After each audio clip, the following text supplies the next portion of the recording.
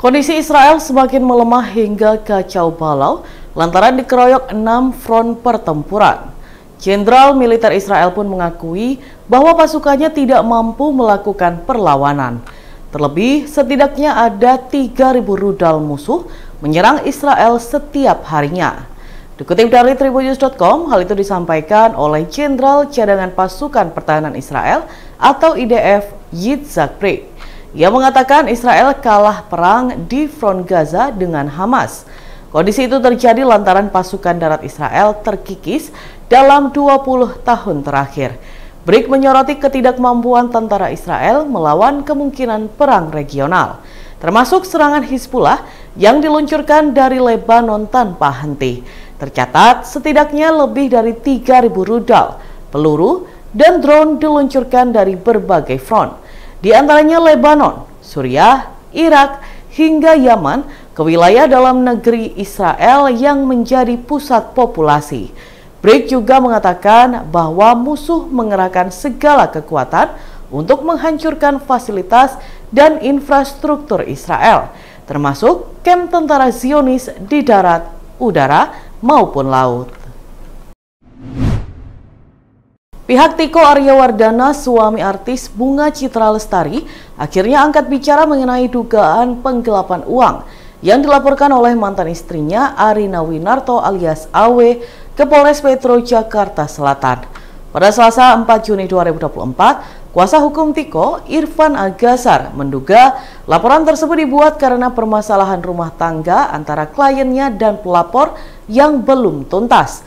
Ia mengatakan pelaporan tersebut masih bersifat prematur atau terkesan dipaksakan karena tidak melalui mekanisme Undang-Undang Perseroan Terbatas sebelum menempuh langkah hukum. Irfan menyebut perusahaan itu diketahui dikelola secara kekeluargaan. Artinya, Tiko dan Awelah yang mengelola perusahaan tersebut. Sehingga jika terjadi permasalahan terkait perusahaan itu, tidak hanya Tiko selaku direksi yang harus bertanggung jawab, namun Awe pun harus bertanggung jawab selaku komisaris perseroan. Irfan menegaskan tugas seorang komisaris adalah bertanggung jawab atas pengawasan perseroan, dan komisaris juga bertanggung jawab secara pribadi atas kerugian perseroan. Ia pun balik bertanya, apakah Awe selaku komisaris telah menjalankan tugasnya dengan baik dan benar. Untuk itu Irfan meminta agar masyarakat tidak menelan secara mentah-mentah mengenai laporan tersebut. Diberitakan sebelumnya laporan terhadap Tiko Aryawardana dilayangkan oleh mantan istrinya Arina Winarto. Melalui siaran pers yang diterima awak media dari kuasa hukum Arina, dugaan penggelapan terjadi sekitar tahun 2015 hingga 2021. Di tahun itu, Tiko dan Arina mendirikan perusahaan yang bergerak di bidang makanan dan minuman. Pada 2019, Tiko sempat menyatakan pada Arina jika bisnis mereka terancam tutup lantaran tidak kuat membayar sewa. Arina pun mulai merasa curiga dengan laporan dari Tiko. Ia langsung melakukan audit untuk memeriksa keuangan perusahaan dan menemukan indikasi penggelapan dana sebesar 6,9 miliar rupiah. Mantan Gubernur Jawa Timur Khofifah Indar Parawansa dilaporkan ke KPK terkait dugaan korupsi di Kementerian Sosial atau Kemensos. Saat dikonfirmasi, Khofifah mengaku baru mendengar adanya laporan tersebut. Mantan Gubernur Jawa Timur ini tidak banyak memberikan komentar terkait laporan dugaan korupsi terhadap dirinya. Namun Khofifah menegaskan akan terus memantau kelanjutan proses pelaporan itu di KPK. Adapun pihak yang melaporkan Khofifah adalah Forum Komunikasi Masyarakat Sipil atau FKMS. Ketua FKMS Sutikno mendatangi gedung KPK di Jakarta Selatan pada Selasa 4 Juni 2024. Pihaknya melaporkan Khofifah terkait dugaan korupsi pengerjaan proyek di Kemensos tahun 2015 silam. Diketahui saat itu Khofifah menjabat sebagai Menteri Sosial.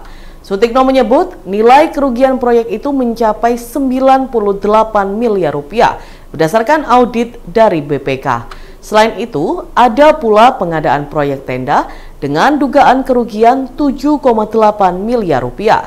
Tidak hanya Khofifah, ada dua pihak lagi yang turut dilaporkan ke KPK.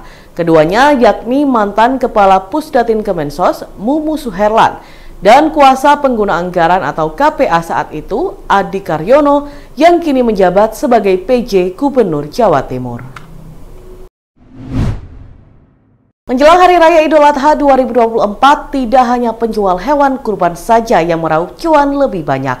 Pandai besi di Kabupaten Ponorogo, Jawa Timur juga mulai merasakan peningkatan pendapatan menjelang Hari Raya Kurban. Hal itu dialami oleh pandai besi Muhammad Mahroji.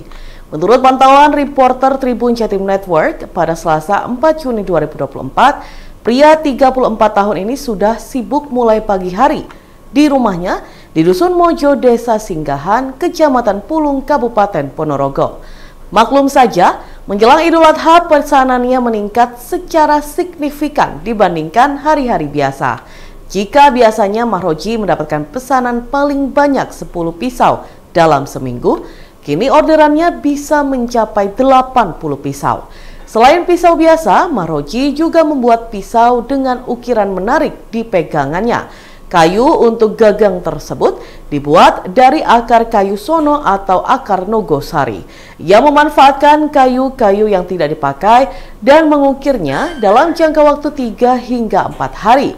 Dari 80 pesanan yang didapat, 9 diantaranya memesan pisau dengan ukiran. Untuk satu bilah pisau buatan pria yang dikenal dengan nama Mas Black ini bervariasi mulai 150.000 hingga 2,5 juta rupiah. Ia menyatakan semua tergantung kualitas bahan dan ukuran serta tingkat kesulitan. Salah satu pemesan, Imam, mengaku sengaja datang ke lokasi langsung untuk melihat proses pembuatannya.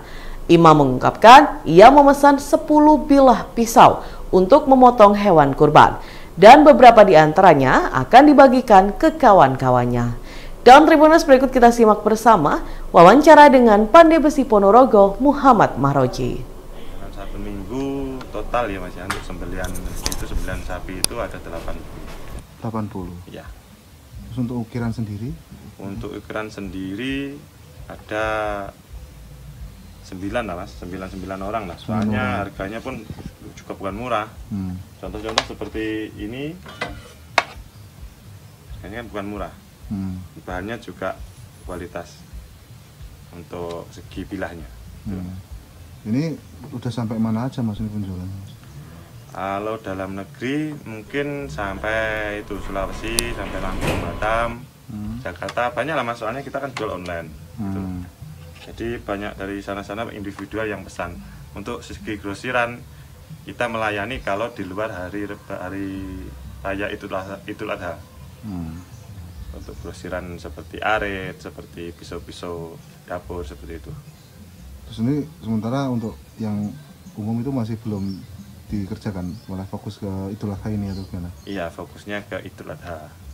Jadi untuk sebelum hari raya Idul Adha itu kita fokusnya pada pisau-pisau sembelih, sisit, itu cacah tulang seperti itu. Proses verifikasi dan pengambilan PIN PPDB Jatim 2024 telah berlangsung sejak Senin 27 Mei 2024. Namun berbagai kendala ditemukan di proses verifikasi data calon peserta didik baru atau PPDB, mulai dari kelengkapan berkas hingga verifikasi nilai yang tidak sesuai. Hal ini ditemukan di posko PPDB yang ada di sekolah maupun di Dinas Pendidikan Jatim. Juni Triptianti, orang tua calon peserta didik baru yang datang ke posko PPDB SMA Negeri 14 Surabaya mengaku cukup kerepotan dalam melengkapi berkas pengambilan PIN. Pasalnya, warga Nginden Jaya ini mengaku kartu keluarga kota Surabaya yang ia miliki terbilang baru atau belum setahun. Sehingga pihak operator sekolah meminta dibawakan KK lama untuk pelengkap verifikasi. Sementara itu, Ketua PPDB SMA 14 Surabaya, Nistia Risa Angelina mengungkapkan layanan proses pengambilan PIN di sekolah dilaksanakan mulai pukul 8 pagi hingga 16 sore waktu Indonesia Barat. Sejak hari pertama dibukanya layanan, menurutnya jumlah calon peserta didik yang datang sangat fluktuatif. Ia mengaku banyak persoalan yang ditemui, seperti fotokopi dokumen yang kurang lengkap, salah penempatan titik lokasi, hingga kesalahan input nilai atau data siswa dari sekolah SMP. Untuk mengurangi antrian pengambilan PIN, calon peserta didik baru sudah diedukasi sejak tiba di sekolah, sehingga mereka bisa langsung menyiapkan berkas atau melengkapinya terlebih dahulu. Beberapa kesalahan data yang diinput SMP mengakibatkan calon peserta didik baru kesulitan verifikasi ke sekolah yang dituju. Biasanya mereka langsung diarahkan ke SMA atau SMK negeri ke posko layanan PPDB Jatim di kantor UPT Dindik Jatim yang berada di Jalan Jagir Sidoresmo 5. Iwan Cahyadi selaku operator posko layanan PPDB Jatim mengungkapkan jika banyak calon peserta didik yang datang untuk memperbaiki data ataupun sekedar mencari informasi PPDB. Dikatakan Irwan, beberapa kendala yang dialami diantaranya input nilai rapor yang tidak sesuai, salah penitikan lokasi ataupun lokasi tidak ditemukan, hingga kesulitan mengunggah berkas surat keterangan pindah domisili atau SKPD. Selama proses pengambilan PIN ini, diakui Iwan memang lebih banyak orang tua ataupun siswa yang datang ke Dindik Jatim, meskipun sebenarnya riset data bisa dilakukan dari sekolah dengan banyaknya operator yang disediakan di sekolah. Dalam Tribuners berikut kita simak bersama wawancara dengan Juni Triptiantos selaku orang tua calon peserta didik baru dan Ketua PPDB SMA 14 Surabaya Nistiarisa Angelina. Balik gitu, karena balik lagi ngambil kakak yang lama. Untungnya nggak saya buang, kan belum 1 tahun perubahan kakak. Oh, jadi perubahan kakak? Iya, kembali lagi sampai di kakak tadi bikin ini pernyataan orang tua wali murid itu, ya gitu salah lagi, balik lagi, nggak apa-apa lah demi anak. Ini memang mau masuk ke mana? Ya sini. Ke sini ya? Iya. Rumahnya mana? Ini Jaya 1. Mau ambil jalur apa? Sana sini. Asalnya SMP mana, Bu? SMP 52. Karena Lebih dekat. dekat sama sekolah. Iya, sama rumah. Jadi di SMA 4 di sini proses pengambilan rumah dilakukan secara online sesuai dengan ketentuan jumlah. Kita menawarkan dari jam 8 sampai dengan jam 4 sore. Nanti peserta ini, calon peserta ini datang ke sini, kemudian mengambil nomor antrian, kemudian menunggu diverifikasi oleh operator. Oke. Sejauh ini sampai per hari sampai berapa? Jadi kita memang tidak menghitung secara pasti tiap harinya berapa, tapi berdasarkan nomor antrian yang terambil sangat fluktuatif ya. Di hari pertama sepi, di hari kedua mulai ramai, di hari ketiga 4, 5 itu tinggi kurang lebih sampai 100 kurang lebih. Kemudian di hari Senin Selasa ini mulai melandai lagi. Oke. Bu, rata-rata yang kesini itu yang memang mau mendaftar ke sini atau enggak gitu, atau campur gitu? Satu karena ini proses pengambilan PIN ini belum pendaftaran, sehingga tidak semuanya kita wawancara akan mendaftar di mana. Jadi kita yang memastikan bahwasanya dia memang diminta untuk datang ke SMA 14 verifikasi, itu yang kita terima.